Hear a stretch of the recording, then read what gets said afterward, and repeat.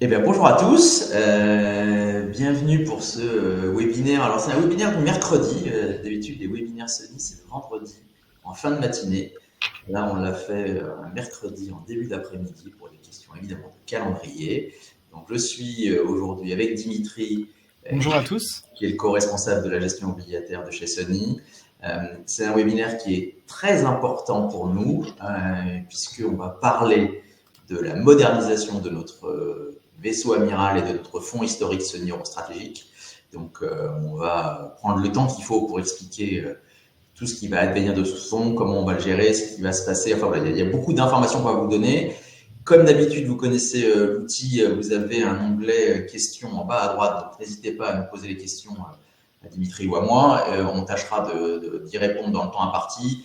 Si on n'a pas le temps d'y répondre, comme d'habitude, Blaise et moi, on l'école, on vous rappellera et on vous donnera l'ensemble des informations nécessaires que vous pourriez avoir besoin à ce moment-là. Voilà, donc on va rentrer dans le vif du sujet.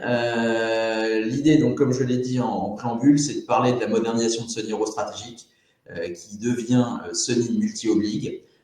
C'est une évolution qui est importante. C'est un fonds c'est le premier fonds qu'on avait lancé chez Sony en mars 2011. Donc, on ne va pas revenir sur le passé, parce que ça ne sert pas à grand chose. L'idée, c'est de vous dire voilà où on en est, voilà ce que le fonds va devenir, voilà comment ça va se passer d'un point de vue opérationnel, et surtout, voilà ce qu'il y a dans le moteur aujourd'hui, et voilà les éléments différenciants que vous allez retrouver par rapport à ce qu'on faisait historiquement sur Sony Eurostratégique. Donc, on va dérouler la présentation avec Dimitri. Le temps de parole va être inégal parce qu'il va parler beaucoup plus que moi, ce qui n'est pas facile, mais il va y arriver.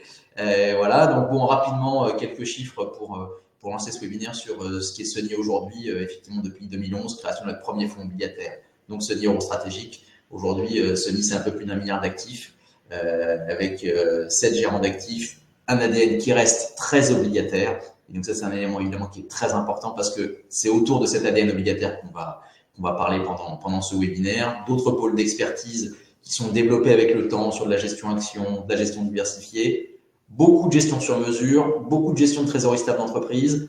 Et ces deux items-là sont aussi beaucoup corrélés avec de la gestion obligataire. Donc voilà, un panel de capacités et de services qui s'est beaucoup élargi depuis que nous avons créé Sony en 2008. Donc voilà, si vous avez des questions sur ces sujets-là, évidemment, n'hésitez pas à nous appeler pour l'évoquer, mais ce n'est pas vraiment l'idée du jour.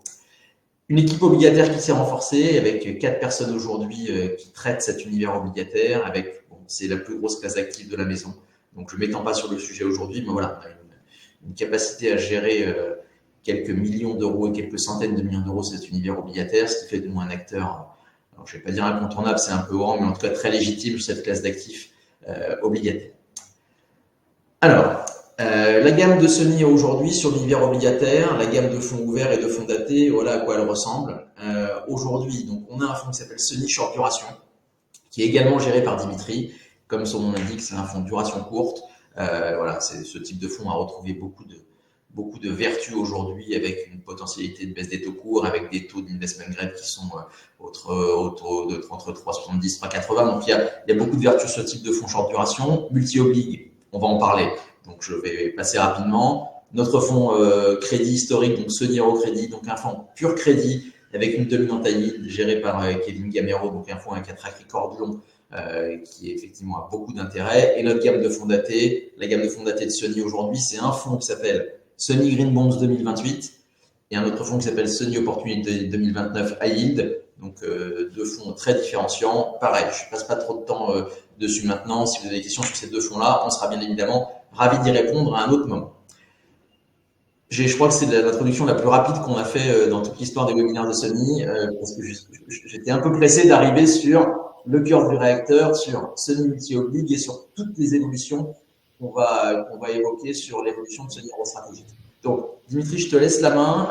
On y passe le temps qu'il faut. Voilà, il n'y a pas de limite de temps, évidemment. On va essayer de tenir en une trentaine de minutes parce qu'après, sinon, ça va être long. Mais voilà, on y passe le temps qu'il faut. On déroule l'ensemble des éléments en commençant rapidement par un point de marché, mais qui va être très très court. Et puis après, vite, on rentre dans la mécanique, on ouvre le capot, on met les mains dans le moteur et on voit vraiment comment ça marche et ce qu'on peut attendre de ce type de fonds multi-stratégie obligataire dans les mois, années et siècles à venir.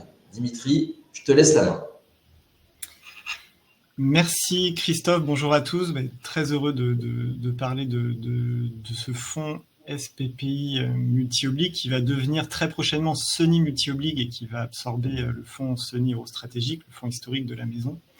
On voulait faire un petit point sur le marché obligataire vraiment très rapide, mais juste capable de resituer un peu l'état actuel du marché. On a eu des fortes hausses des taux depuis 2022 qui ont continué en 2023. Aujourd'hui, on a un taux monétaire qui est autour de 4%. On n'avait pas vu ça depuis 15-20 ans. Donc, il y a eu un vrai changement de paradigme sur le marché obligataire qu'il est important de saisir aujourd'hui dans les allocations d'actifs.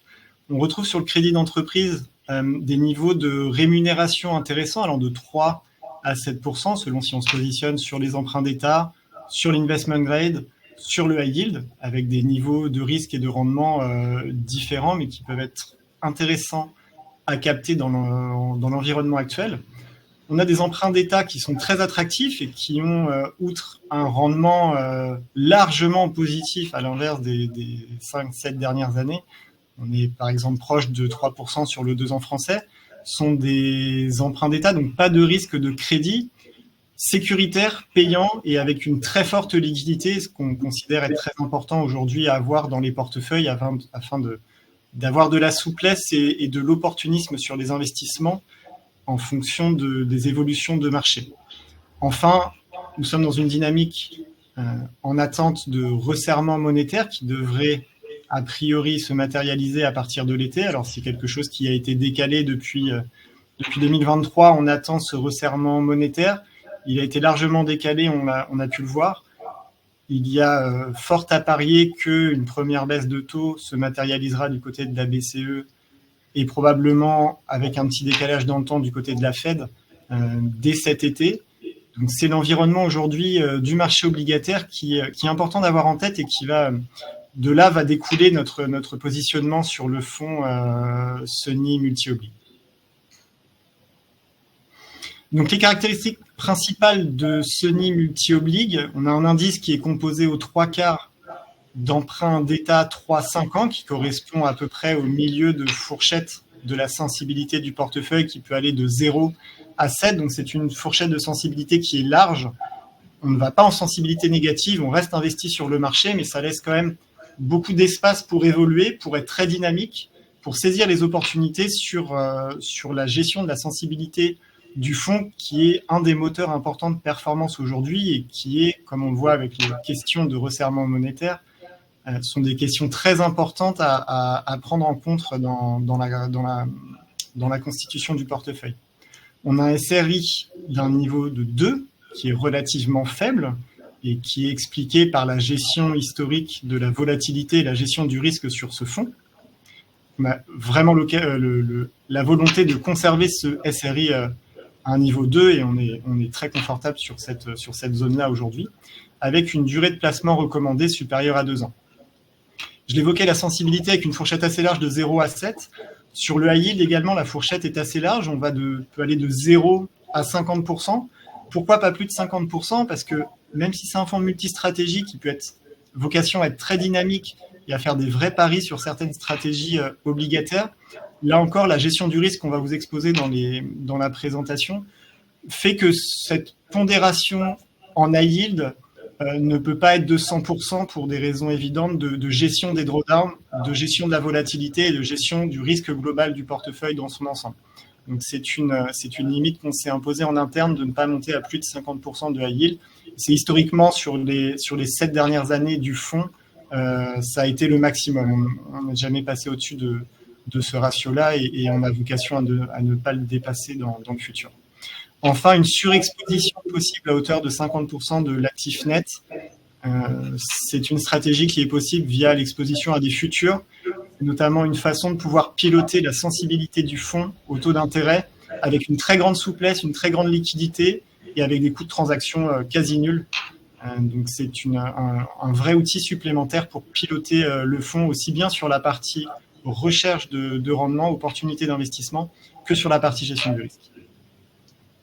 Alors, ça est très clair, on va rentrer là vraiment dans le processus de gestion, donc ce qu'on met à l'intérieur et finalement quels sont quels sont les moteurs qu'on va après activer pour essayer de bien travailler et que tout le monde soit content du travail que l'on fournit. Oui, c'est ce processus de gestion, disons que c'est 4 piliers qui sont très importants et qui sont au cœur de la construction du portefeuille de Sony Multi-Oblig, qu'on va essayer de vous dérouler par la suite. Le premier point qui est très important et qui est une des premières différences avec la gestion historique de Sony Eurostratégique, c'est l'accès au marché obligataire dans son ensemble. On va le voir sur la slide suivante, mais on va vraiment aller chercher l'ensemble des possibilités du marché obligataire en euros avec une multitude de stratégies. Et donc, qui dit multitude de stratégies, dit multitude d'opportunités d'investissement et de recherche de rendement avec un couple risque-rendement intéressant. Ça, c'est la première partie. Le second volet, c'est la gestion active. On va vraiment être dans une optique d'aller saisir des opportunités de marché. On a des analyses constantes de marché, on a des gens en interne qui suivent l'ensemble des marchés. On a vraiment des outils de façon à monitorer l'ensemble des sous-marchés obligataires. Ça peut être le crédit, ça peut être les financières, ça peut être les hybrides, ça peut être les assurances, ça peut être plein de choses, les emprunts d'État, la sensibilité, la gestion du cash, le monétaire. Il y a énormément de marchés obligataires différents et on va avoir cette capacité, cette opportunité d'aller sur différents marchés en fonction de notre analyse et des opportunités d'investissement qui sont offertes par les différents marchés obligataires. Ensuite, le troisième pilier, qui est au moins aussi important que les autres, si ce n'est le plus important, c'est la gestion du risque. On va définir des niveaux de risque que l'on souhaite viser dans la construction du portefeuille en fonction de notre analyse macroéconomique, politique, on va dire l'environnement global mondial et notre lecture des marchés.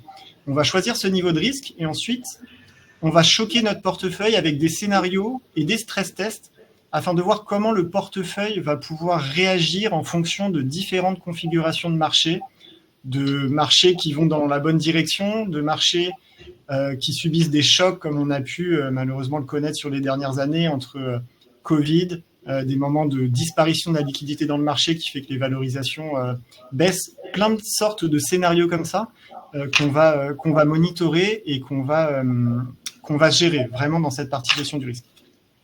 Enfin, la construction du portefeuille, c'est un mix entre l'identification des opportunités qu'on peut avoir dans le marché et la validation du niveau de risque qu'on aura choisi. On peut, par exemple, avoir beaucoup d'opportunités d'investissement, mais si on les met tout en même temps dans le portefeuille, en termes de gestion du risque, on va dépasser certains seuils qu'on va pouvoir se mettre.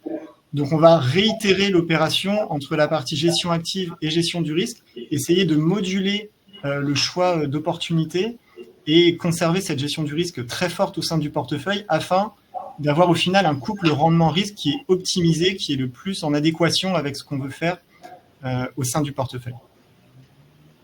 Alors ça, c'est clairement la preuve par l'exemple de ce que tu évoquais tout à l'heure. On a essayé sur ce slide de faire des éléments assez clairs. L'ancien périmètre de Sony Eurostratégique et l'élargissement incroyable du champ des possibles. Donc, on va pas les faire une par une parce que sinon on va y passer la journée, mais voilà, est-ce que tu peux nous donner un petit peu, c'est intéressant ce slide parce que ça permet de montrer à tout le monde que ces marchés obligataires dont on parle et ce champ des possibles est beaucoup plus vaste aujourd'hui qu'il ne l'a été à l'époque de 2011 quand on a lancé Eurostratégique, où finalement c'était un pur fonds de portage, parce qu'à ce moment-là, effectivement, le portage suffisait à générer de la performance sur l'univers obligataire. Aujourd'hui, évidemment, ça n'aura échappé à personne, le monde a beaucoup changé. Et ce qui est montré là à l'écran, justement, ça montre bien ces évolutions et cette capacité d'aller faire des choses différentes dans un but bien évidemment assez précis, c'est de faire un peu plus de performance et surtout d'essayer aussi de réduire le risque par moment. Donc, c'est ce champ des possibles que vous avez sous les yeux. Exactement. On voit en haut à gauche la partie vert qui correspond à l'ancien périmètre de Sony Eurostratégique qui était basé plutôt sur une gestion buy and hold avec du portage et du crédit. Donc, sur du crédit aussi bien high yield que investment grade ou avec des hybrides par exemple. Aujourd'hui, c'est ce qui correspond au premier pilier qu'on vient de vous présenter, c'est vraiment l'ensemble des marchés obligataires. Donc vous avez en ligne l'ensemble des stratégies qui peuvent être développées dans le fonds Sony Multi-Oblig et en colonne l'ensemble des valeurs ajoutées de chaque marché. Lorsque les encadrés sont blancs, c'est-à-dire qu'il n'y a pas d'intérêt vraiment. Quand les encadrés sont bleus, c'est-à-dire qu'on va chercher des stratégies pour une certaine valeur ajoutée précise. On se rend compte qu'avec l'univers de Sony multi-oblig, on va aller chercher vraiment beaucoup plus de stratégies avec un complément de valeur ajoutée des investissements dans le portefeuille. On peut avoir du portage et du crédit, comme c'était le cas sur Sony Euro Stratégique, mais sur des typologies d'obligations différentes, comme les assurances, les bancaires, les convertibles, les emprunts d'État, faire des stratégies de courbe de taux, aller chercher des papiers qui sont indexés à l'inflation, aller jouer sur les papiers périphériques également, sur les emprunts d'État, avec des objectifs un peu d'absolute return, parce que par exemple, quand on fait de la gestion de courbe de taux, et c'est le cas en ce moment dans le fonds, on va essayer d'aller capter un rendement qui va être décorrélé des marchés. Sur les indexés inflation, pareil, c'est d'absolute return parce qu'on va se couvrir d'un niveau d'inflation qui peut moduler. On va avoir des stratégies qui sont plus en fonction de la macroéconomie, avec notamment des pondérations plus ou moins fortes sur les emprunts d'État. On va avoir des actifs qui seront plutôt là pour faire de la couverture du portefeuille. Aujourd'hui, acheter des emprunts d'État de la France ou de l'Allemagne, c'est historiquement des instruments qui se comportent très bien quand il y a des risk-off, quand il y a des décalages de marché, donc ça permet de protéger le portefeuille. Et enfin, en termes de liquidité, c'est très important, on a un certain nombre d'obligations, notamment très bonne notation investment grade, ou les emprunts d'État notamment, ou sur la partie futur taux, qui ont une liquidité très forte, intarissable presque, et des coûts de transaction extrêmement faibles, donc qui permet une réactivité très importante dans le portefeuille. Donc voilà, c'est un peu la map globale. Aujourd'hui, le champ des possibles est beaucoup plus vaste aujourd'hui sur Sony multi-oblique pour aller chercher de la performance, pour avoir une meilleure diversification et à la fois gérer le risque d'une bonne manière. Alors en vrai, ça ressemble à ça. Là, pour le coup, c'est la photographie du portefeuille de Sony multi-oblig aujourd'hui, et c'est la photographie de ce que sera donc Sony Euro Stratégique une fois qu'on vous aura donné le calendrier de la fusion des fonds. Exactement, ça c'est la composition actuelle du portefeuille. Donc avant c'était la partie théorique, là c'est vraiment la composition actuelle. On a une pondération élevée en emprunt d'État des pays cœurs pour les raisons évoquées tout à l'heure, un portage qui est significatif, une liquidité très forte et des actifs qui peuvent très bien se comporter si on devait avoir soit une baisse des taux, soit un risk-off sur le marché, que l'on considère avec une probabilité non nulle, et de façon à protéger ce portefeuille, avoir une liquidité très forte et pouvoir être opportuniste et aller chercher plus de rendement dans les marchés si les valorisations décalent un petit peu. Ensuite, on a des stratégies de portage avec des compléments de rendement comme les assurances subordonnées par exemple, mais aussi le crédit low beta et le crédit investment grade. On va avoir un surplus de rendement, on va avoir une lecture par exemple sur les assurances subordonnées qui va être un petit peu juridique, une lecture des prospectus qui est intéressante à avoir parce que c'est des obligations qui ont des caractéristiques de rappel à la main de l'émetteur qui sont intéressants à jouer aujourd'hui et ça permet d'avoir un complément de rendement. On a une diversification sur les convertibles, sur les bancaires. On va peut-être pas rentrer dans le détail de toutes les stratégies, mais l'idée, c'est vraiment de vous montrer que on utilise l'ensemble des stratégies qu'on vous a montrées avec des pondérations qui vont fluctuer en fonction de notre lecture des marchés et qui constituent un tout dans le portefeuille et qui s'équilibre en fonction de nos vues de marché, de nos différentes vues de marché sur ces différentes stratégies.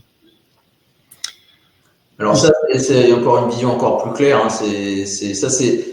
On a voulu vous montrer ce slide parce que là, c'est pour vous mettre un peu dans la tête du gérant, parce que ça, c'est les tableaux de bord qu'utilise Dimitri dans son quotidien dans la gestion du fonds. Donc là, vous avez la réalité opérationnelle de ce que voit le gérant et comment on travaille. Donc ça, si tu veux en dire 2-3 mots, parce que c'est intéressant, c'est nos outils de travail.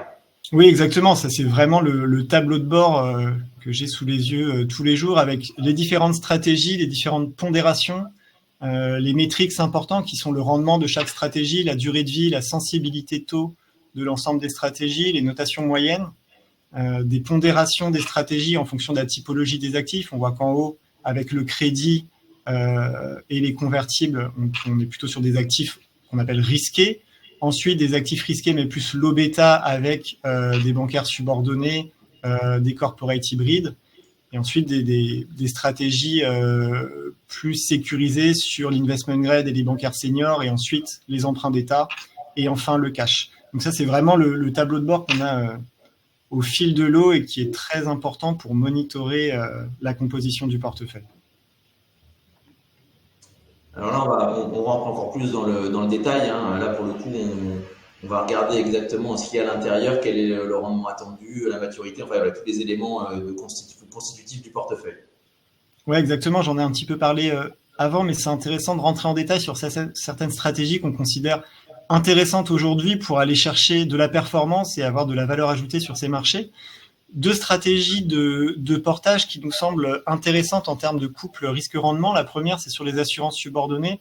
Je dis, on a une lecture juridique et des prospectus, un environnement sous Solvabilité 2, l'implémentation de Solvabilité 2 pour les assureurs qui ont des impacts assez importants en termes de la gestion de la dette des assureurs, des émetteurs assureurs, sur leur capacité à rembourser par anticipation des dettes qu'ils ont émises anciennement sous la nomenclature Solvabilité 1. Donc là, il y a une lecture de prospectus qui est intéressante à jouer. On est sur des émissions qui sont en moyenne dans le portefeuille. On a 9 émissions dans le portefeuille pour un peu plus de 11% de l'actif avec un rating moyen triple B, donc un vrai rating investment grade, une maturité courte et un rendement de presque 5%, de 4,8%, qui est bien au-dessus de ce qu'on peut avoir sur l'investment grade, parce qu'aujourd'hui, l'investment grade classique corporate, on est autour de 3,50 de rendement, donc on a un vrai rendement supplémentaire pour une très bonne notation et une très forte conviction sur ces papiers-là.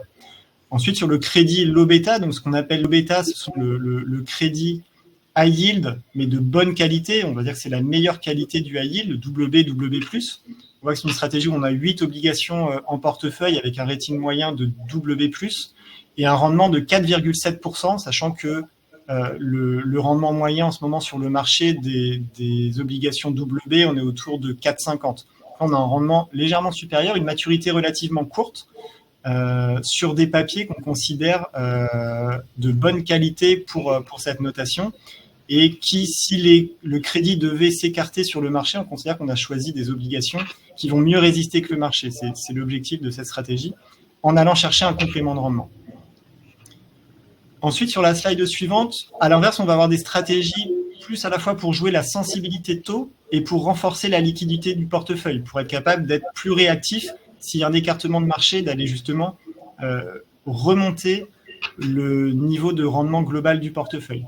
On a des emprunts d'État, COR, donc COR c'est France et Allemagne, qui représentent un peu moins d'un quart du portefeuille, avec un rendement de 2,7%, donc on est très loin des taux négatifs d'il y a 24 mois et plus. Une notation, un rating AA qui est bien sûr de très bonne qualité, une liquidité extrêmement forte et une maturité plus longue cette fois-ci. Pourquoi ? Parce que c'est une stratégie qui a été repondérée sur les dernières semaines. Les taux ont remonté depuis le début de l'année. On avait une sensibilité crédit qui était faible en début d'année, et au fur et à mesure que les taux ont monté, on a été actif, on a remis de la sensibilité, donc via l'investissement dans des obligations d'emprunt d'État pour remonter cette sensibilité du portefeuille à une baisse des taux. Et pourquoi on l'a fait sur les emprunts d'État ? Parce qu'on considère aujourd'hui que le crédit est trop cher. On a réduit la pondération crédit dans le portefeuille et on ne veut pas avoir ce risque crédit, notamment sur des maturités longues, en cas d'élargissement des spreads de crédit sur le marché. Donc c'est pour ça qu'on a vraiment voulu renforcer cette partie emprunt d'État avec une très forte liquidité et encore une fois des actifs qui peuvent performer si le marché devait passer en risk-off. Enfin, sur la partie short duration, on a une ligne de 9% sur notre PC Sony short duration, tout simplement parce qu'aujourd'hui, la courbe des taux est inversée. Donc, on a plus de rémunération sur les papiers courts, sur les papiers 6 mois, 1 an. Avec des taux monétaires à 4%, on arrive à avoir un rendement moyen autour de 3,50 sur ce type d'investissement, avec un rating triple B+, donc là encore largement investment grade et avec une forte liquidité encore une fois. Donc c'est intéressant de montrer quelques stratégies, les valeurs ajoutées qu'on peut avoir et comment chaque stratégie s'implémente dans le portefeuille et qu'est-ce que cela apporte au portefeuille. Ensuite, on a des visions plus globales de la situation du fonds, notamment par rating sur le graphique de gauche et par maturité sur le graphique de droite. Donc, par rating, on a une notation moyenne du fonds qui est investment grade. Donc, on a une grande partie du fonds qui est investie sur la partie investment grade. La seule partie high yield, donc à partir de BB+, jusqu'à triple C, ça représente environ 20% du portefeuille, avec une très forte pondération sur la partie high yield qui est sur le BB+, qui correspond au crédit low beta dont je vous ai parlé juste avant. Sur les maturités, de façon à jouer cette inversion de courbe, nous avons des investissements qui sont courts. On a 34%, presque un peu plus d'un tiers du portefeuille qui a une maturité inférieure à 1 an. Alors, dans ces 34%, on a à la fois des emprunts très courts pour aller chercher le portage intéressant sur la partie courte. Et on a également des papiers qui sont soit perpétuels, soit avec des dates de call très rapprochées. C'est le cas notamment de certains assurances subordonnées dont je vous ai parlé tout à l'heure. C'est également le cas de la stratégie sur les corporate hybrides qui ont des calls très courts avec des compléments de rendement. Donc voilà, ce qui explique qu'il y a un tiers du portefeuille inférieur à 1 an. Et finalement, ensuite, c'est assez bien réparti entre le 2 ans et le 7 ans. On a une plus grosse pondération sur la partie 5 ans qui vient, comme je vous le disais, du renforcement de la sensibilité sur les emprunts d'État qu'on a fait sur des maturités autour de 5 ans parce que la liquidité était très bonne à cet endroit-là et que c'était une bonne façon de remonter la sensibilité avec le cash qu'on avait de disponible. Donc, une maturité plutôt courte et des ratings plutôt investment grade de bonne qualité. Cette slide est sur la sensibilité du portefeuille. Donc, on a une sensibilité aujourd'hui qui est autour de 2,6. Cette sensibilité se compose naturellement des investissements en obligations et en convertibles qu'on peut faire dans le portefeuille, qui représentent la quasi-intégralité de la sensibilité totale du portefeuille. On a également une stratégie sur la partie futur taux, qui est l'achat de 2 ans, de taux 2 ans US, couverte par la vente de taux 2 ans allemands. Cette stratégie a pour objectif de jouer la réduction de rendement sur la partie 2 ans entre les US, qui présentent un rendement plus élevé, et l'Allemagne, qui présente un rendement plus faible. C'est une stratégie qui est extrêmement liquide, puisque uniquement faite sur la partie futur taux. Et c'est une vraie source de valeur ajoutée et de performance future si ce spread entre les taux 2 ans US et Allemagne se réalisait. C'est aussi quelque part une façon de couvrir le portefeuille parce que s'il y a un risk-off, s'il y a un écartement de marché fort, on peut facilement penser que les taux sur l'ensemble de la planète baisseront et que, étant donné que les taux US sont plus hauts, plus élevés, il peut y avoir une compression de ce spread dans un cadre de marché qui deviendrait volatile. Donc un positionnement global avec un rendement actuel de 3,70%, une sensibilité taux, je le disais, d'autour de 2,60, une notation moyenne qui est investment grade, une maturité moyenne autour de 3 ans et un delta action qui est autour de 2%. Alors ce delta action, il est purement théorique dans la mesure où effectivement dans le portefeuille, nous avons des obligations convertibles sur lesquelles nous sommes investis. Cette stratégie d'obligation convertible, elle est aussi bien sur du crédit investment grade que sur du crédit high yield. On a très peu de convertibles avec un réel delta dans le portefeuille. Finalement, le delta qui est indiqué ici, il vient du delta de calcul théorique des convertibles qu'on a en portefeuille, mais ce sont des convertibles qui sont très proches de leur plancher actuariel. Donc, le risque à la baisse de l'action est presque que théorique. Il est clairement négligeable et en tout cas, ce fonds n'aura pas vocation à avoir un delta action significatif. C'est un fonds pur obligataire. Alors ça, c'est un slide que je trouve très important pour montrer une vraie différence avec le Sony Eurostratégique d'avant. C'est-à-dire que vraiment, le titre exprime bien ce qu'on veut expliquer là, c'est-à-dire que c'est une gestion résolument active et tout ce qu'on vient de montrer d'ailleurs sur les 3-4 slides d'avant, tout ce que vient de montrer Dimitri, montre qu'aujourd'hui, avec ce champ des possibles qu'on a évoqué tout à l'heure, ça sous-entend quoi? Ça sous-entend que les moteurs de performance sur l'univers obligataire sont bien différents des moteurs de performance qu'on avait à notre disposition il y a 10 ans en arrière. Et donc, l'idée, c'est voilà comment ces moteurs de performance peuvent évoluer et surtout, c'est qu'ils évoluent de façon active. La gestion, elle est dynamique. Alors, pas forcément dynamique en termes de risque, mais dynamique en termes de mouvement. Voilà, c'est pas un fonds statique, c'est pas un compte à terme, c'est pas un fonds de portage obligataire. Donc, ce slide illustre bien, en plus, les couleurs sont très jolies. Si tu veux donner deux, trois éléments pour montrer effectivement que voilà, le poids des outils qu'on utilise à l'intérieur du fonds vont varier avec le temps et on va varier aussi en fonction des conditions de marché, des niveaux de risque et de tous les éléments qui sont à notre disposition aujourd'hui. Bien sûr, cette slide a vraiment vocation à montrer qu'on a une gestion active des investissements. Chaque couleur correspond à une des stratégies qu'on a pu évoquer tout à l'heure.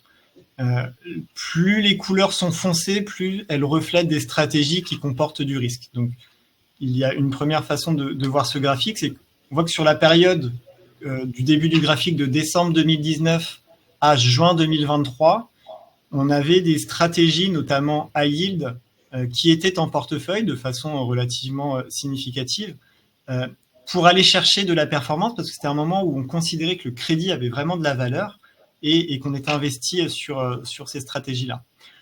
On peut constater qu'à partir de juin 2023, et notamment à partir du quatrième trimestre 2023, on a vraiment réduit ces stratégies plus risquées, étant donné que notre lecture des marchés est aujourd'hui de voir que le crédit dans sa globalité est cher. Alors, il y a toujours des choses à faire, et d'ailleurs, on a des obligations en portefeuille crédit qui nous semblent tout à fait intéressantes, mais si on prend le marché dans son ensemble, il y a une certaine cherté sur les spreads et qui explique qu'on ait réduit ces positions dans le fonds. Ce qui est important de voir, c'est que sur presque plus de 4 ans d'historique sur ce graphique, il y a une vraie modification des stratégies en fonction de notre lecture. On a eu des phases de marché qui étaient très différentes entre Covid, post-Covid, la question des politiques monétaires. Donc, il y a eu beaucoup de choses à mettre en place et on a été vraiment actifs sur à la fois les modifications en termes de pondération entre stratégies, mais également en termes de gestion du risque. On a vraiment réduit le risque sur les dernières semaines, sur les derniers mois, sur le portefeuille, et c'est ce qui ressort de ce graphique.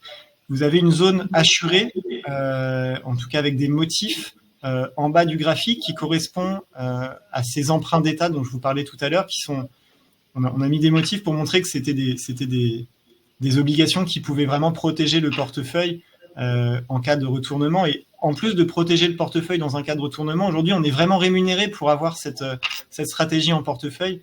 Et donc, c'est quelque chose qui est très important dans la construction globale et dans la gestion du risque qu'on va vous montrer juste après. Deuxième exemple de gestion active, vous avez ici l'historique sur la même période de la sensibilité du fonds et du rendement du fonds. Donc la sensibilité, c'est l'aire bleu et le rendement, c'est la courbe jaune. Donc la sensibilité, si on prend par exemple l'évolution de la sensibilité depuis décembre 2022, on a eu toute une période de décembre 19 à décembre 22, on a eu une sensibilité qui oscillait entre 0 et 1, avec pas mal d'activités, pas mal d'allers-retours et pas mal de modifications d'exposition sur cette sensibilité-là. 2023, on a vraiment voulu aller chercher cette baisse de taux en fin d'année. On est monté à plus de 2,60 de sensibilité au cours du troisième trimestre 2023. On a eu une baisse des taux extrêmement forte en novembre et décembre, à notre sens, qui a été trop forte. C'est pourquoi en décembre 2023, on avait réduit la sensibilité. On est passé de 2,60 à mi-octobre à moins de 1 de sensibilité en décembre 2023, donc un mouvement assez significatif sur le fond. On a commencé l'année 2024 avec une sensibilité faible, inférieure à 1. Et au fur et à mesure que les taux ont remonté depuis le début d'année, on a remonté également la sensibilité pour revenir aujourd'hui sur un niveau de sensibilité de 2,60. Donc il y a une vraie gestion active sur cette sensibilité et qui est une des sources principales de performance sur les derniers mois, étant donné l'environnement économique et toute la question autour des politiques des banques centrales. L'évolution du rendement, on avait un rendement qui était proche de 6% fin 2022, début 2023. Ce rendement a mathématiquement baissé étant donné que les spreads se sont resserrés sur l'ensemble des obligations privées et un positionnement en emprunt d'État qui dilue en quelque sorte le rendement qu'on peut avoir sur les obligations crédit. Alors, ce slide, pour l'instant, il est blanc, mais évidemment, il va s'animer. Ça, c'est un des sujets qui est évidemment très important, qui est la gestion des risques. C'est un des éléments qu'on a pu nous reprocher sur Euro Stratégique dans des moments où la volatilité était très forte. Et donc là, je veux bien, Dimitri, de nouveau, qu'on passe le temps qu'il faut pour expliquer finalement comment on pilote cette gestion du risque avec des outils qui nous sont propres et que les gens puissent se rendre compte de finalement où on va quand on achète un Sony Multi-Oblig aujourd'hui et quels sont les différents scénarios qu'on met en place et comment finalement on voit comment ces scénarios évoluent en fonction des conditions de marché. Exact. Donc là, la gestion des risques, c'est le troisième pilier dont on vous parlait en préambule. Ça fait vraiment partie de l'ADN historique du fonds Sony Multi-Oblig. C'est quelque chose qui est là depuis la création du fonds. C'est une méthodologie qu'on a développée en interne au fil des années de notre expérience sur la gestion obligataire dans son ensemble. C'est quelque chose qui est vraiment primordial et qu'on a vraiment mis en pratique de façon la plus concrète possible sur les dernières années. On commence par définir des scénarios de risque et de stress test. On va considérer 3 scénarios. Le premier, c'est un scénario central qu'on définit ensemble en comité de gestion chez Sony AM, avec des niveaux cibles à horizon 3 ou 6 mois sur les marchés qui sont les marchés les plus importants du marché obligataire. C'est-à-dire sur le niveau des taux. Sur notre scénario central, on considère que les taux courts vont baisser d'un demi-point de pourcentage et une remontée des spreads de crédit. Comme je vous le disais tout à l'heure, on considère en ce moment que le crédit est trop cher et donc qu'il peut y avoir une respiration de marché ou du moins un écartement des spreads de crédit de l'ordre de 25 points de base sur les obligations investment grade et de 75 points de base sur la partie haut rendement. On va définir un deuxième scénario qui est un scénario de risk-off assez classique, qui est un scénario risk-off historique où on a des taux qui baissent entre 100 et 150 points de base selon les maturités et logiquement, dans le même temps, un écartement des spreads plus prononcé d'environ 65 points de base sur l'investment grade et 300 points de base sur le haut rendement.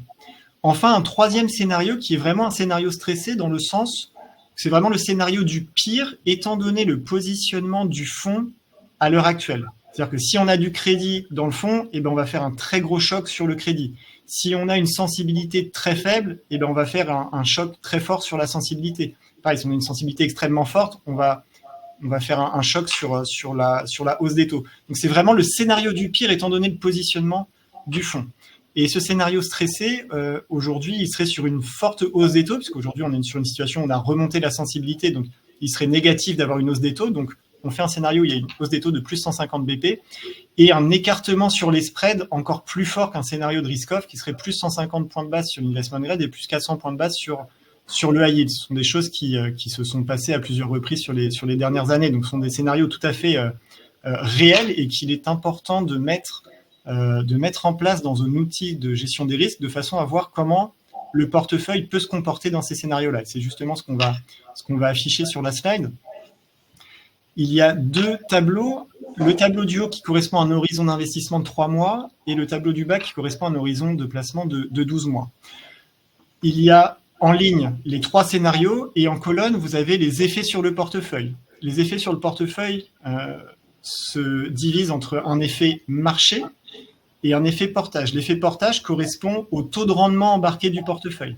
Aujourd'hui, on a un rendement de 3,7%. Donc sur l'horizon 12 mois, l'effet de portage est de plus 3,7%. Sur 3 mois, il va être 4 fois plus faible, qui correspond à un trimestre, il va être de plus 0,93%. L'effet marché sur ce scénario central, étant donné le positionnement du fonds et notre scénario central, l'effet marché, si ce scénario se réalisait dès demain, on aurait un gain en capital de plus 0,02% sur le portefeuille, ce qui ferait que l'effet global, la performance total return du fonds sur la réalisation de ce scénario central avec un portage de 3 mois conduirait à une performance de plus 0,95. Si le scénario risk-off se matérialiserait, on aurait un scénario marché qui serait à plus 0,23% en termes de profit et un effet portefeuille total de plus 1,16%. Enfin, sur le scénario stressé à 3 mois, on aurait un effet marché négatif de moins 5,27% avec un effet global de moins 4,34%. Et ensuite, sur la partie 12 mois, les effets marchés sont les mêmes puisqu'on considère que c'est un effet qui arriverait instantanément, sauf qu'on a un portage qui est élevé aujourd'hui. C'est justement la grande différence avec les dernières années, c'est qu'on a retrouvé du portage sur le marché obligataire. On est un portage qui est capable de limiter grandement les effets négatifs qu'on pourrait avoir sur la valorisation des obligations. Donc, on a un scénario stressé qui, s'il devait se réaliser, qui serait la pire situation pour le fonds, et bien sur 12 mois, on aurait une performance qui serait de moins 1,57%, ce qui est finalement relativement peu, étant donné les chocs qui sont pricés dans ce scénario stressé, avec une très forte hausse des taux et des spreads qui exploseraient finalement à la hausse. Enfin, le troisième tableau qu'on voulait vous présenter, c'est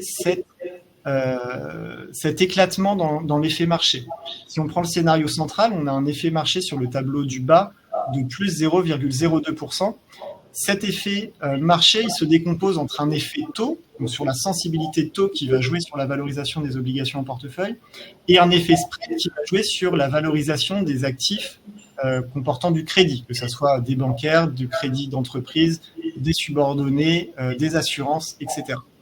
Et donc on voit que dans ce scénario central, finalement, l'effet baisse des taux courts, parce qu'on est positionné vraiment sur la partie courte de la courbe, on aurait un effet taux de plus 0,48% du fait de cette baisse de 50 BP des taux courts, et un effet spread négatif de moins 0,46% du fait de l'élargissement des spreads de crédit d'environ 25 points de base sur l'investment grade et plus 75 points de base sur le high yield. Donc nous, quand on a ces tableaux de gestion des risques et de scénarios de stress test, on essaye vraiment de monitorer d'une part à quel niveau on souhaite mettre le risque. Aujourd'hui, comparé à un historique sur les 5 dernières années, on est sur un niveau de risque souhaité qui est relativement faible parce qu'on considère globalement que les marchés, notamment crédit, sont chers. Donc avoir un scénario stressé qui affiche moins 5,27% en effet marché, c'est quelque chose d'assez faible. Quand on était en 2020-2021 post-Covid, on avait des scénarios stressés qui étaient plutôt de l'ordre de moins 10%, mais parce qu'on avait plus de crédit, plus de high yield dans le portefeuille, parce qu'on considérait que c'était important d'en avoir et que le couple risque-rendement était intéressant. Donc, nécessairement, on avait des scénarios stressés qui montraient des baisses plus fortes. Aujourd'hui, on est sur un niveau de risque qui est relativement faible dans le portefeuille comparé à un historique, mais on a un portage qui est beaucoup plus élevé, ce qui nous donne les résultats qu'on a là. Donc, on essaye vraiment, en fonction des opportunités de marché, de moduler la construction du portefeuille et de vraiment garder en tête cette gestion des risques, cette gestion du max drawdown qu'on a pu avoir historiquement et qui nous permet de limiter la volatilité du portefeuille. Ça, c'est un élément important. C'est-à-dire que l'intérêt de ces 3 éléments sur la gestion des risques, c'est quand on est dans un scénario stressé, de montrer que la pondération des différents actifs à l'intérieur du portefeuille, on a une visibilité sur le max drawdown potentiel. Ça ne veut pas dire que c'est ce qui va se produire en termes de performance, les chiffres que vous avez à l'écran, mais ça veut dire que dans un scénario du pire, on sait jusqu'où le portefeuille pourrait aller dans un environnement qui est celui qu'il est aujourd'hui. En revanche, si effectivement l'environnement est meilleur que celui envisagé et que les choix sont meilleurs, bien évidemment, les performances seront au-delà de ce que vous avez inscrit ici à l'écran. Et donc, le point le plus important quand on pilote des risques, c'est de les piloter quand ça ne se passe pas bien. Quand tout est dans des périmètres, entre guillemets, traditionnels, bon, ça a moins d'intérêt. Mais en revanche, c'est toujours intéressant pour nous de savoir où on pourrait aller si ça se passait vraiment pas bien. Parce qu'aujourd'hui, on sait bien que voilà, les crises se sont répétées au cours des dernières années. Et donc, c'est intéressant cette notion de max drawdown. On verra tout à l'heure sur les graphiques que le max drawdown de Sony Multi-Oblig a été largement inférieur à celui d'Euro Stratégique dans des moments très stressés. Et c'est ça qu'on est venu chercher aussi à ce moment-là, de dire voilà, le pilotage des risques, c'est pas un pilotage automatique. Il y a vraiment un pilote des risques et c'est Dimitri qui fait ça. Et donc, c'est pas comme sur un fonds buy and hold traditionnel où on se laisse porter. C'est pas un pilotage automatique. Il y a une vraie gestion active et donc un pilote actif à l'intérieur de la voiture qui fait effectivement les bons réglages et le plus possible pour que ça se passe bien, même dans des moments où ça pourrait être très compliqué. Ouais, c'est intéressant, Christophe. Je pourrais peut-être rajouter 2 éléments. Le premier, c'est qu'effectivement, c'est pour vous montrer la gestion du risque. Historiquement, les performances de nos modèles qu'on fait tourner tous les mois sur le scénario central, historiquement, on a très souvent dépassé la performance qui était prévue dans le scénario central. Pourquoi ? Parce que c'est une vision figée du portefeuille. Or, on a une gestion extrêmement active des opportunités de marché et à chaque fois qu'une opportunité va se présenter, on va la saisir, on va améliorer le couple rendement-risque du portefeuille. Quand on fait un achat-vente, qu'on arbitre quelque chose, c'est toujours pour aller chercher plus de performance ou en tout cas un couple risque-rendement intéressant. Donc, ces slides et ces prévisions de rendement sur les différents scénarios ne prend pas en compte cette gestion active.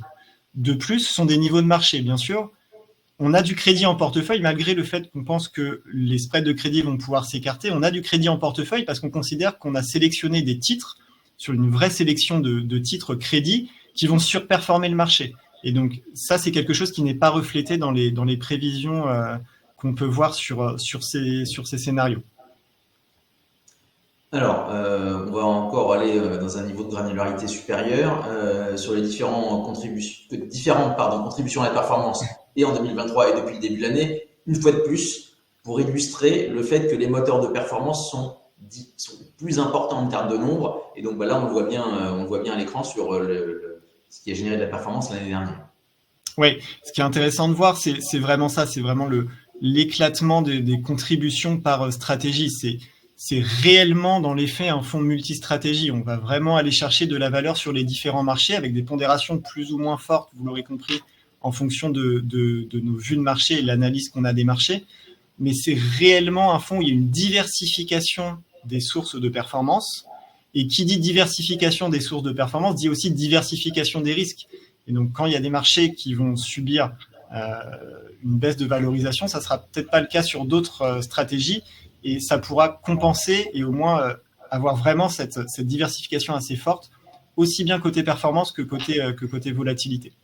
Et on regarde depuis le début de l'année. Et depuis le début de l'année, on retrouve également une diversification assez forte avec une contribution plus importante sur la partie des assurances subordonnées, ce qui est mathématiquement assez logique puisque c'est une stratégie qui est relativement bien pondérée dans le portefeuille. Et voilà, toujours cette recherche de diversification sur les stratégies qui nous permet d'avoir un rendement qui est intéressant. Ce que j'aimerais ajouter sur cette slide-là, c'est notamment la partie sensibilité. On a une gestion très active de la sensibilité qui a vraiment participé à la performance du fonds sur le début d'année. On a un indice Bloomberg sur le premier trimestre 2024 sur les emprunts d'État 3-5 ans qui est en retrait de 0,70 depuis le début de l'année. Nous, on a eu un effet positif de la couverture de 11 BP sur le fonds. On a eu des investissements qui ont performé positivement parce que justement, on était sur les parties courtes et qu'on n'a pas subi cette hausse des taux depuis le début d'année. Donc voilà, toutes ces stratégies impliquent notre analyse des marchés et cette recherche de diversification. Alors, on a déjà dit beaucoup de choses. C'était en tout cas très complet. Là, on a voulu résumer de façon assez basique les évolutions principales que l'on va retrouver versus le Sony Euro stratégique d'avant. Bon, vous l'avez compris et on l'a essayé de le montrer au travers des différents slides qu'a illustré Dimitri. La première chose, c'est que c'est une gestion qui va être résolument active versus une gestion qui était bien plus passive avec des conditions de marché qui étaient radicalement différentes. Cette gestion active, évidemment, elle est sous-tendue par le fait qu'on a des moteurs de performance différents et donc que ces sources de performance sont très diversifiées. On l'a vu sur les contributions 2023, on l'a vu sur les contributions 2024 et ça, c'est un élément très important. C'est que l'univers obligataire aujourd'hui permet d'aller chercher des moteurs de performance divers, ce qui n'était pas forcément le cas auparavant avec des taux à zéro ou avec des moments où le portage était bien plus significatif. Le troisième point, c'est un point pour nous qui est évidemment très important quand on parle de produits financiers, c'est cette gestion des risques. Les différents tableaux et items que a montré Dimitri tout à l'heure, pour moi, sont très importants parce que ça permet de bien voir que, on l'a dit tout à l'heure, c'est pas du pilotage automatique, mais c'est pas du pilotage automatique ni sur les risques, ni sur la gestion passive, ni sur la diversification des sources de performance. Il y a une gestion qui est vraiment active à tous les niveaux, soit sur le choix, sur les risques et sur les pondérations à l'intérieur du portefeuille. Donc ça, c'est un élément qui est essentiel. Et puis, cerise sur le gâteau, c'est vrai que l'ESG chez Sony, ça n'a jamais été une marque de fabrique très forte. Là, aujourd'hui, on intègre l'ensemble des critères ESG dans Sony Multi-Oblique. Donc, c'est un élément complémentaire qui vient apporter une vraie diversification par rapport à ce qu'on faisait auparavant. Alors, si on veut rentrer dans le détail en termes de calendrier, alors c'est un détail purement mathématique. Donc, SPPI Multi-Oblique devient Sony Multi-Oblique le 12 avril. Voilà, donc c'est après-demain. Et le 24 avril, donc Sony Euro stratégique est absorbé par Sony Multi-Oblique. D'un point de vue opérationnel, ça veut dire quoi pour vous? Ça veut dire qu'il n'y a rien à faire. C'est-à-dire que naturellement, voilà, le fonds va s'appeler maintenant Sony Multi-Oblig, et donc chez l'ensemble des assureurs ou des dépositaires en compte titre, l'opération va se faire de façon mécanique, naturelle, donc vous n'avez rien à faire de particulier, il n'y a pas d'avenant à signer, il n'y a pas de titre à apporter, il n'y a pas de fonds à arbitrer, il n'y a strictement rien à faire, ça va se faire de façon totalement naturelle et indolore pour vous et a fortiori pour les clients, donc il n'y a pas de paperasse complémentaire ou de choses complémentaires d'un point de vue administratif. On voulait aussi terminer sur plusieurs points qui sont aujourd'hui, finalement, quel est l'intérêt et pourquoi on investirait sur Sony Multi-Oblig.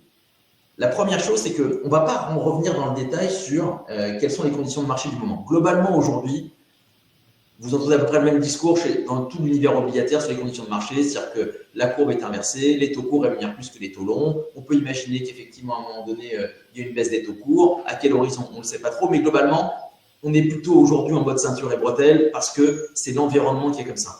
Et donc, l'idée, c'est pas de vous dire, bah, allez-y, ruez-vous comme des brutes sur Sony Multi-Oblig parce que vous allez voir, les perfs vont être formidables. C'est pas le sujet. Le sujet qu'on veut montrer là, c'est qu'aujourd'hui, ce que l'on sait, et l'intérêt d'un fonds multistratégie obligataire, c'est que quand il faudra prendre du risque sur le crédit, on sait qu'assez naturellement, les clients particuliers, quand c'est le moment de prendre du risque, ils n'ont pas forcément envie de le prendre à ce moment-là. Et donc, ils ne vont pas faire l'action nécessaire pour aller chercher le risque et pour aller effectivement générer une performance complémentaire. À l'intérieur de Sony Multi-Oblig, la vraie gestion active dont on vous a parlé depuis le début fait que quand il faudra prendre des risques, Dimitri ne va pas trembler en appuyant sur les boutons. Il l'a montré par le passé, on vous mettra la courbe de performance tout à l'heure. Il ne va pas trembler pour appuyer sur le bouton pour aller prendre du risque complémentaire. Alors, le risque, on pourra le prendre de différentes manières. On pourra le prendre sur le crédit, en allant chercher des notations plus basses avec plus de rémunération si les spreads s'écartent. On pourra le prendre sur la duration. On pourra le prendre sur tout l'univers qu'on a évoqué tout à l'heure. Et c'est là où ça aura beaucoup de vertus. C'est qu'à un moment donné, quand le marché va bouger, et on sait tous quand même que l'univers dans lequel on est une matière vivante, cette matière vivante, elle va bouger inévitablement. Dans quel sens, à quel moment, bien évidemment, on n'est pas devin. Mais en revanche, ce que l'on sait, c'est qu'on aura aujourd'hui avec Sony Multi-Oblig la capacité d'aller chercher ces différents moteurs de performance et surtout de switcher le portefeuille pour changer les pondérations à la fois des actifs, à la fois des secteurs, à la fois des types d'obligations, à la fois de la duration. Donc, c'est vraiment le point le plus important. Et c'est pour ça qu'aujourd'hui, il me semble qu'il y a beaucoup d'intérêt dans un environnement obligataire, certes qui est plus confortable, mais qui reste malgré tout incertain, d'aller sur un fonds multistratégie obligataire où globalement, vous allez donner les clés du camion sur l'univers obligataire à Dimitri. Moi qui le vois conduire depuis maintenant quelques mois et qui l'ai observé depuis quelques années, je peux vous dire qu'il y a un vrai pilote dans la voiture, il y a un vrai pilote dans le camion et que tout ça devrait générer sur la durée des performances, en tout cas qu'on espère significatives et qui permettent effectivement de générer de la performance dans cet univers obligataire et dans cet univers du crédit. Alors bah là, c'est la preuve par l'exemple, donc les performances de Multi-Oblig depuis sur des périodes différentes. On voit que la courbe bleue, c'est nous versus les indices. Donc on voit bien que les drawdowns ont été plutôt bien pilotés, que la courbe bleue est bien au-delà des indices obligataires avec lesquels on se compare. Et l'autre point qui est très important, c'est que tous les ratios que vous connaissez sur la volatilité, le max drawdown, tous les éléments de ratio que vous avez l'habitude d'avoir, ils sont tous ou bons ou très bons. Alors, évidemment, ça garantit rien. C'est pas ça que je suis en train d'essayer de vous dire. Ce que je veux dire, c'est que, voilà, il y a une gestion qui est de qualité, avec quelqu'un qui a l'expérience pour le faire, avec une équipe autour, parce que Dimitri ne travaille pas tout seul. Il y a une équipe autour qui permet aussi d'être, nous, en tout cas, chez Sony, pour les historiques de Sony, dont je fais partie, en ayant été à la création de cette société, qui nous met dans un niveau de confort qui est plutôt très bon, versus notre fonds historique Sony Euro Stratégique, qui donc devient Sony Multi-Oblig et qui va nous permettre de continuer sur la durée, d'aller générer de la performance, on espère, aussi importante que Dimitri l'a fait par le passé. Et pour nous, c'est un élément qui est vraiment essentiel, c'est de lire aujourd'hui, on va évidemment dans la continuité de ce qu'on a fait sur notre ADN obligataire, mais les modifications qu'on vous a expliquées depuis le début, elles sont essentielles parce que aussi le marché a évolué.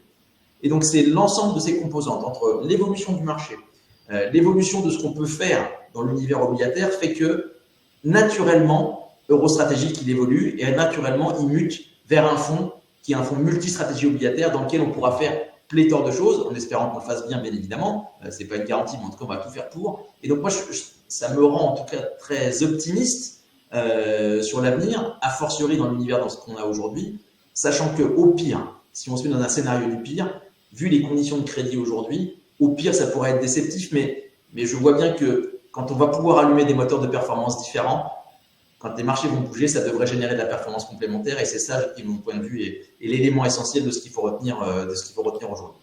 Si tu veux rajouter un petit mot, Dimitri, puis après on va dérouler quelques questions parce qu'il y a effectivement différentes questions sur le marché, sur la duration, sur plein de choses. Donc je fais les questions-réponses après.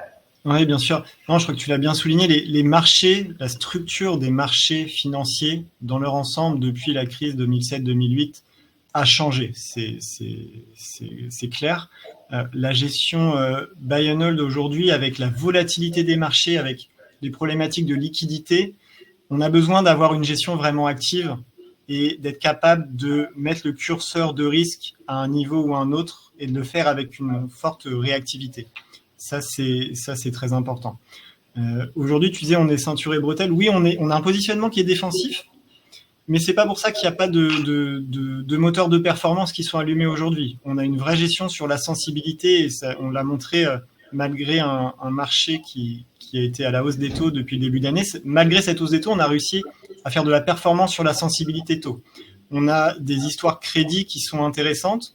On joue par exemple, pour pas les citer, des refinancements de sociétés. On a eu du marché primaire en début d'année. On a profité du marché primaire. Ça, c'est quelque chose qui n'est pas dans les pondérations parce que c'est au fil de l'eau. Tous les jours, il y a des papiers qui sont émis. On profite des émissions. Il y a des émissions qui en 2-3 jours performent de 2-3%. Donc, c'est quelque chose qu'on essaye de faire. Et on a vraiment une valeur ajoutée. On a une vraie performance depuis le début de l'année sur ce type de stratégie également. On a du portage sur des noms, bien que le crédit nous paraisse cher aujourd'hui. On est à l'aise à dire que le crédit nous paraît cher et d'avoir réduit cette pondération dans le portefeuille. Mais malgré tout, on a quand même du portage sur certains papiers crédits, sur des analyses internes et sur des convictions de marché fortes. Donc là aussi, on a un moteur de performance supplémentaire. Donc tous ces éléments font que malgré un environnement, on considère qu'on va avoir une détente sur les spreads, une hausse des spreads, on a vraiment un moteur de performance qui existe et on va aller chercher de la performance avec cette gestion des risques qu'on vous a montré et qu'on a appliqué sur les dernières années sur le fond. Alors, je rentre dans le jeu de questions-réponses. Alors, il y a une question sur la maturité du portefeuille. La question qui se pose, c'est de se dire, est-ce que d'être en maturité courte aujourd'hui, ça ne nous laisse pas échapper un peu d'opportunités? Est-ce qu'il ne pourrait pas, là on a une maturité autour de 2,5, 2,6, est-ce qu'on n'aurait pas intérêt, en tout cas je pose la question qui est posée, d'aller sur une maturité beaucoup plus longue en étant un peu protégé par les coupons pour aller chercher effectivement un gain en capital supérieur si les taux longs étaient amenés à baisser à un moment donné?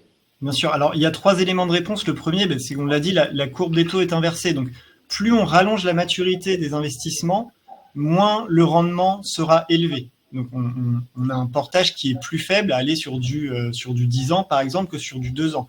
Aujourd'hui, sur la courbe Allemagne-France, on a 50 points de base de moins si on investit sur du 10 ans plutôt que sur du 2 ans. C'est également le cas sur la partie crédit. On a presque une courbe plate sur la partie crédit. C'est-à-dire que aller s'exposer à des émetteurs crédit, investment grade ou high yield d'ailleurs, sur des maturités longues, on prend nécessairement un risque supplémentaire, mais qui n'est pas rémunéré. Donc aujourd'hui, on considère que ce couple risque-rendement sur la partie longue des courbes, des maturités plus élevées, ne nous rémunère pas. Donc on n'a pas envie d'aller augmenter le risque du portefeuille, dégrader les scénarios de stress qu'on peut avoir dans nos modèles pour une rémunération qui n'est pas meilleure. Donc, on préfère rester plus court, être un peu plus attentiste d'opportunités d'investissement, profiter du portage qui est élevé sur la partie courte et garder ce positionnement. Très clair, ouais, c'est assez clair. On a déjà largement dépassé le temps, parce qu'on a fait 1 heure, on devait faire 30 minutes, mais on avait dit qu'on passait le temps nécessaire. Il y a d'autres questions, mais voilà, je ne veux pas y passer plus de temps non plus. On y répondra, Blaise, Paul et moi, on vous appellera sur les questions autres que vous pourriez poser au global. Donc, merci beaucoup pour votre attention. Merci Dimitri pour les explications qui ont été très claires. Merci à tous. Moi, j'ai trouvé que c'était en plus très convaincant et c'était très proche de la réalité de ce qu'on a aujourd'hui dans l'univers des marchés obligataires. Donc, je suis ravi que Sony Eurostrategic devienne Sony Multi-Oblig et j'ai envie de dire longue vie à Sony Multi-Oblig parce que globalement, avec tout ce qu'on vient de raconter, ça devrait vraiment très bien se passer. Merci beaucoup à tous. Évidemment, vous aurez, parce qu'on a cette question, vous allez recevoir l'ensemble des slides qui ont été positionnés aujourd'hui. Donc, merci à tous et je vous dis à très bientôt. Merci, au revoir.